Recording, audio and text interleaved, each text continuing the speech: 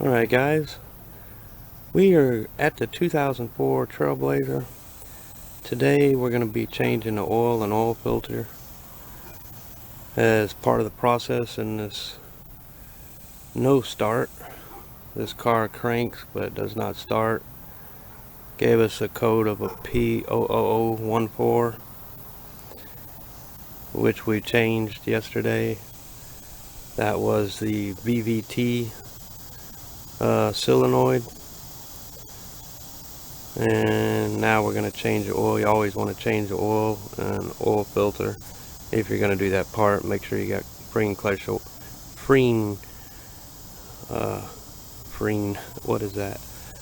clean oil.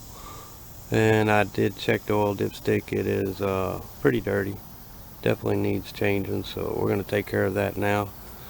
But as far as most of y'all already know this, if you're going to do an oil change and ever be under the vehicle, please use a good quality jack, but always use jack stands.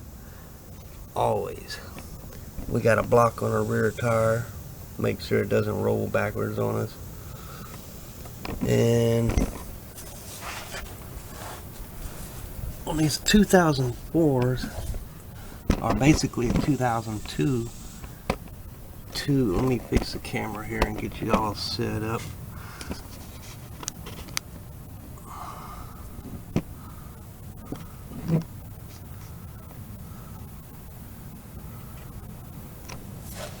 So on a 2002, I believe it goes to 2009 Chevy Trailblazer, Envoys, pretty much the same thing.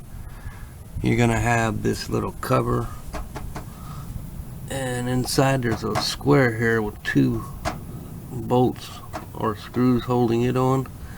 So you remove these two screws, removes that little square panel, and that's where you'll find your oil plug and your oil filter to the right side of that. So I'm gonna grab the tools I need and we'll get started on this oil change. Plus, while we're down here, we're gonna give it a good look over, check everything out, see if there's any more leaks we see, and go from there. Now we're back. We'll try to break these two screws loose.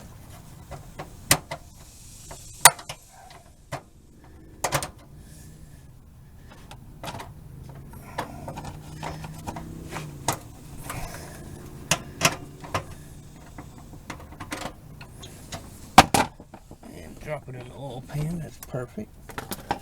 Alright, so there's our drain plug. Somewhere above here is the oil filter.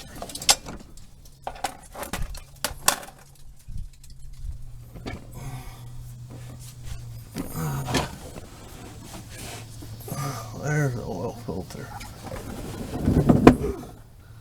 Right, I'll try to move you up here, see if you can see the oil filter. It's right up in there. Pretty dark though, but it's up there in the top corner.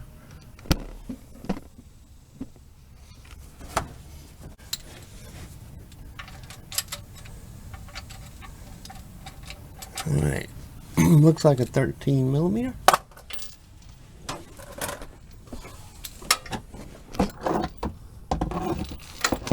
Great.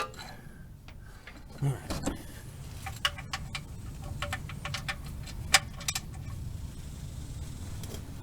Oh, they put it on there so tight. What the hell were they thinking? These need to be tight, but not Hercules tight. Like, what the hell, people? That's just crazy. Alright.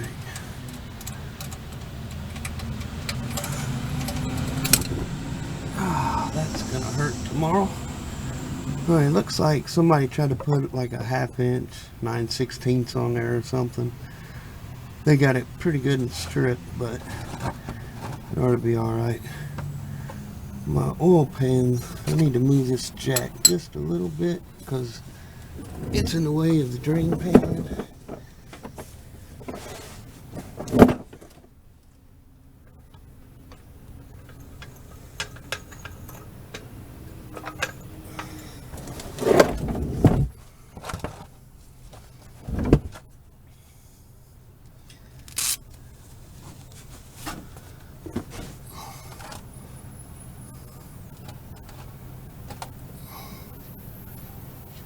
So here we go.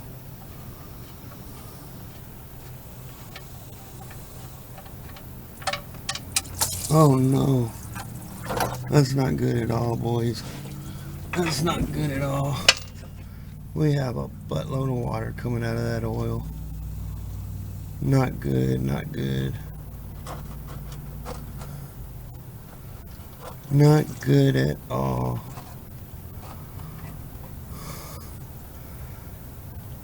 Radiator did crack.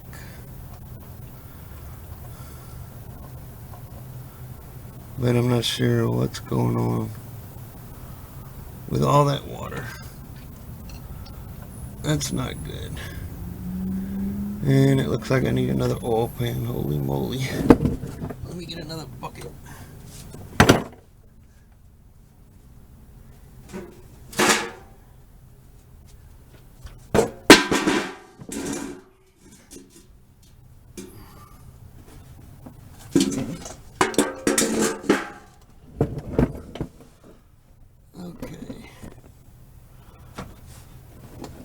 We had quite a bit of water coming out of that oil. Nothing you can see ever. And we had too much oil for this little 5-quart pan.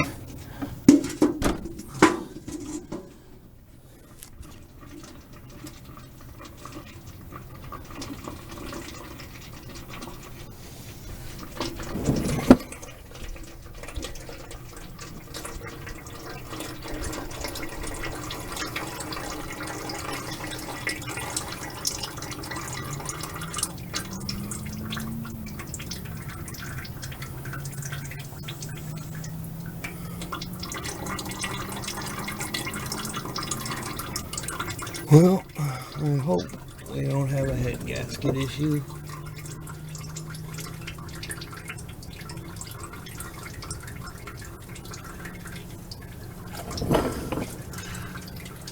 We had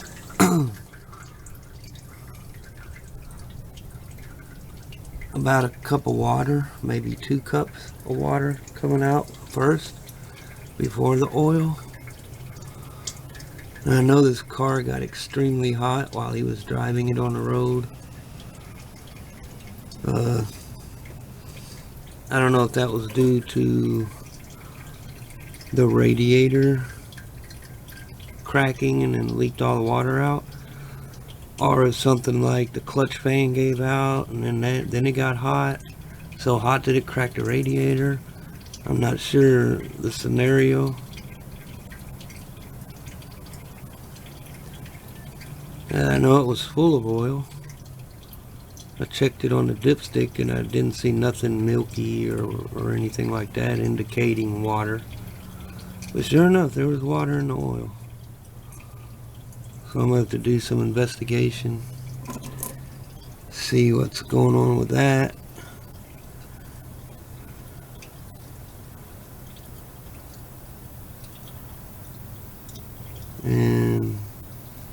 But nothing on the codes came up indicating, you know, anything like that.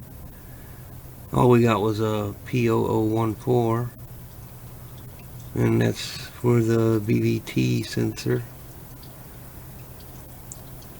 And we got a, I believe it was a P0117. I know one of them was for like a fan speed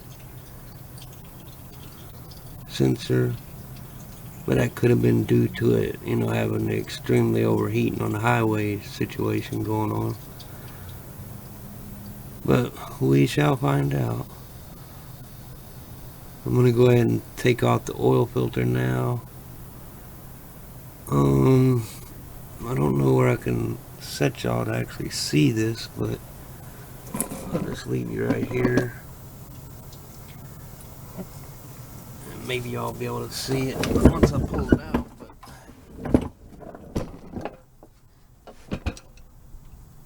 Oil filter wrench. I'll let that oil drain just a little more. Then I'll be able to put the plug back in it. Then I can move these oil canisters, containers, and then I'll have a little more room to see what I gotta do. Okay, I took this little oil tool here and it worked. Alright, we're back with our new oil filter. Got a micro guard. And before you install an oil filter, you always want to take some oil and oil up the ring, the rubber seal around the oil. You don't want to install it dry. So you can just take some oil, lube that rubber seal real good.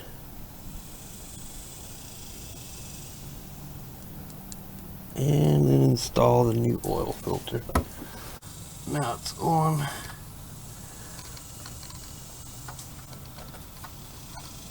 Now you can just install these hand tight. They don't have to be crunched down there real good. But if you want to, you can take your little oil filter tool. Now I've got these, but there's just no room to use any of these. So let me get those out of the way. I'm going to use this little cap. It's perfect for this little tight area.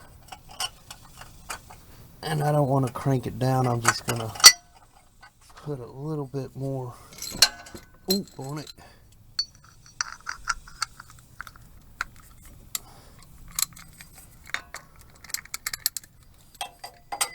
Just a hair more.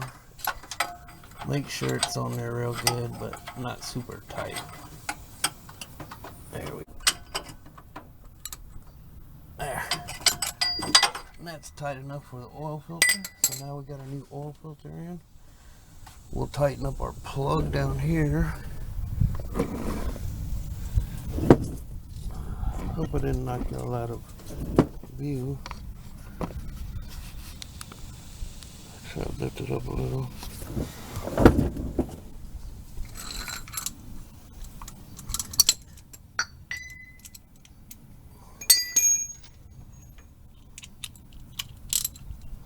Now we just want to crank down on this drain plug just a little bit. Don't have to be crazy tight.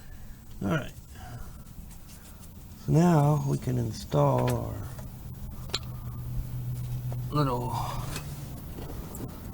cap again. Let me get a rag and actually wipe this down. I like to install things clean and not. Now we're in. Looks like this vehicle takes 7 quarts of oil.